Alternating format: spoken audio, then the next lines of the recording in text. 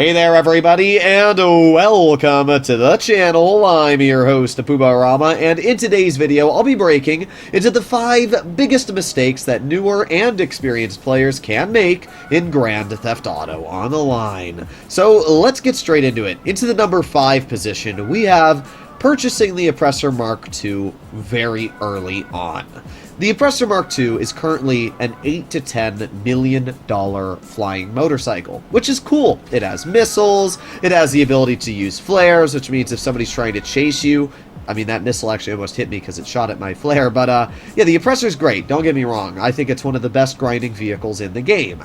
However, if you were an early game player, and you gave me the option of either spending $10 million to get a terabyte nightclub to then get the Oppressor Mark II and upgrade it, or get my hands on a bunch of different businesses for the same price, I'm going to choose the businesses. You could purchase an agency and a Kosatka and a nightclub. You could get an acid lab, and you could get a bunker all set up with the same price it would cost you to get an Oppressor Mark II.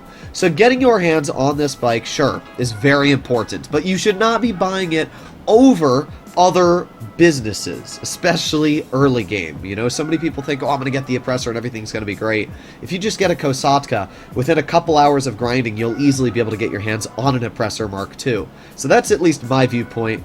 Don't buy the Oppressor until you have at least a decent amount of income in the background. The Oppressor Mark II, while expensive, at least has some redeeming qualities. The fact that it shoots missiles, the fact that it's incredibly fast and maneuverable, makes it very good for completing missions. However, this next purchase we'll be talking about has none of those traits, apart from looking cool, this being the Gauntlet Interceptor, and honestly any of the police cars that you can purchase in Grand Theft Auto Online. If we make our way over to the phone and go over to Warstock, we can see the Gauntlet Interceptor for $4 million, the Stanier LE Cruiser for $3.5 million, and the Unmarked Cruiser for $2.9 million. If you buy all of these vehicles, you are looking upwards of around $10 million. That is without adding in upgrade prices. $10 million to get 3 cop cars. What do? Well, they have lights. Yep, that's it. I mean, that's it. You don't get any special abilities, no special armor, nothing. All you have is the ability to turn on lights and sirens, which, don't get me wrong, it's cool. There's a reason why I own the Gauntlet Interceptor. There's a reason why I own all the other cop cars. I think they're really cool, and if you have a lot of money, you know, I've got $73 million on this account, and I barely spend any money nowadays. So when Rockstar does have things like this, and I've got plenty of cash to spend, I think it's a good purchase. But if you're a new player, or you're somebody that's grinding, and you're thinking, should I spend $10 million on a couple cop cars that I'm probably not going to pull out too often? No, you definitely should not. That's obviously my personal opinion, but I just don't think there's any reason why you should purchase these cars. The only reason they are so expensive is because they have lights and sirens. You can literally buy a faster, better version of the Gauntlet here without the cop car design, and it's cheaper, about 4 times cheaper. Next up, we arrive at purchasing large warehouses before you have your other businesses set up. Don't get me wrong, you can make a lot of money with special cargo. I have made over $80 million in cargo earnings, which is kind of crazy. The problem is, to get special cargo warehouses costs a lot of money. We can see the ones that I don't own are sitting around $2 million, $2.3, and $2.8. And actually, some of these warehouses over here are upwards of $3.5 million. To purchase all the warehouses that I own in a strip, which kind of stretch around here, is going to cost you close to $12 million. $12 million! That is absolutely insane.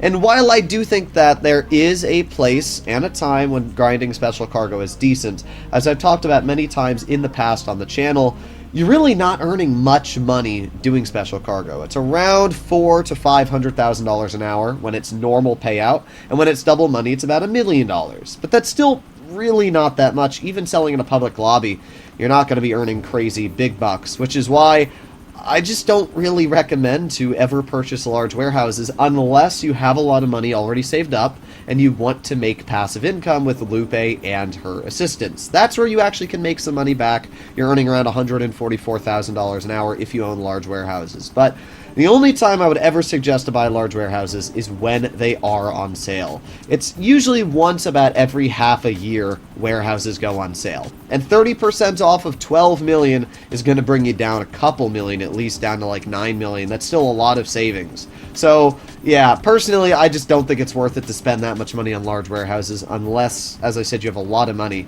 But if you're an early game player, do not invest in special cargo. Invest in other properties like the Cayo Perico heist, like the agency. You're going to make more money. It's going to be a lot easier, and it's just better off in general. In the number 2 position, we arrive at purchasing the Acid Lab and the OCElot Virtue. The Virtue is a $2.2 million supercar, and the Acid Lab is a $750,000 money-earning truck. You can get both the Acid Lab and the OCElot Virtue for absolutely free by simply completing missions for DAX. If you are a newer player, it is one of the best ways to get started in Grand Theft Auto Online. All you need to do is complete the first 6 missions and you'll get the Acid Lab, and then you can get the upgrades as well after that with the money you've earned from completing the missions. And after you've completed the first 6 missions, you'll have another 6 that you can complete called the Last Dose. And once you complete those, you will get a free OCElot Virtue, which in my opinion is well worth the effort. It's around 2 hours in total of missions, and you're going to earn $3 million worth of vehicles, plus you're going to get paid for completing these missions, and you're going to get first-time bonuses of $500,000. So overall, it's definitely worth it to participate in the Acid Lab missions. They're kind of fun, which is very rare. Rockstar usually doesn't add a lot of fun missions into the game, and while they are kind of copy and pasted from story mode, how many new players are actually playing story mode, let's be honest. So I can't complain. I think that both of these vehicles are amazing, and you shouldn't spend millions on them, especially if you're new to the game, when you can get them for absolutely free with very little effort. And that brings us to the first place position, which is spending money on things that don't really affect your in-game performance. For example, if we make our way over to the phone and we scroll to something like Maze Bank Foreclosures and we were to look at, I don't know, My Facility.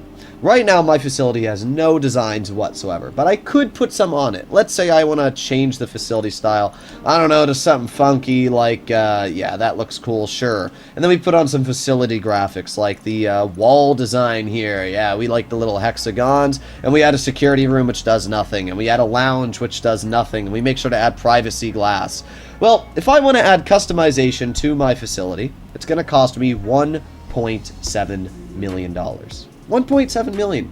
If you're a new player or somebody that doesn't have a lot of money and you're thinking about spending an extra 1.7 million on customization that nobody's going to see or care about, it's just a waste, you know? And I've said this in the past, people are like, well, you're just boring, but I don't know. I'd rather have that 1.7 million, especially if I'm, you know, starting a Broke to Billions account on another business. I mean, that's almost the amount of money it costs to get a Kosatka.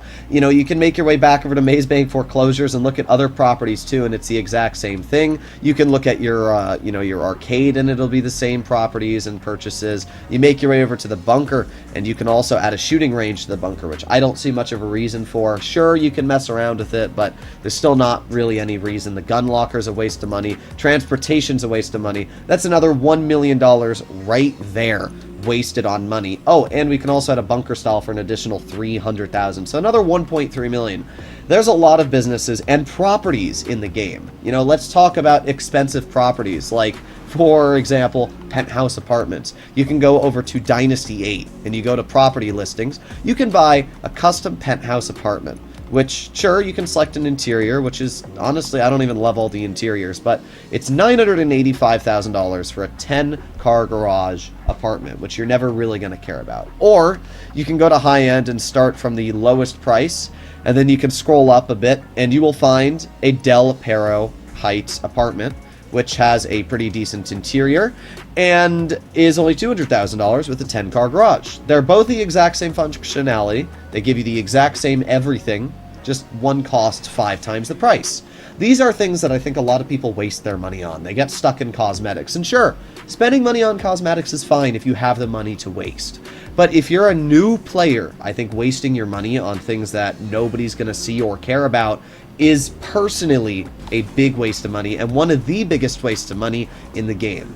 Yes, later down the line, if you have a lot of money saved up, you know, like me here, I've got 73 million. Sure, I wouldn't mind spending some money to make my facility look nicer because I have the money now. But as I said, as an early game player, I think that's an absolute waste. And I think if you're trying to save money, don't spend it on meaningless things. Hopefully you enjoyed today's video. Let me know if you agree or disagree with my biggest mistakes that players make. If you'd like to see more like this in the future, please consider smashing that subscribe button down below. And I'll see you all in the next one. Bye-bye.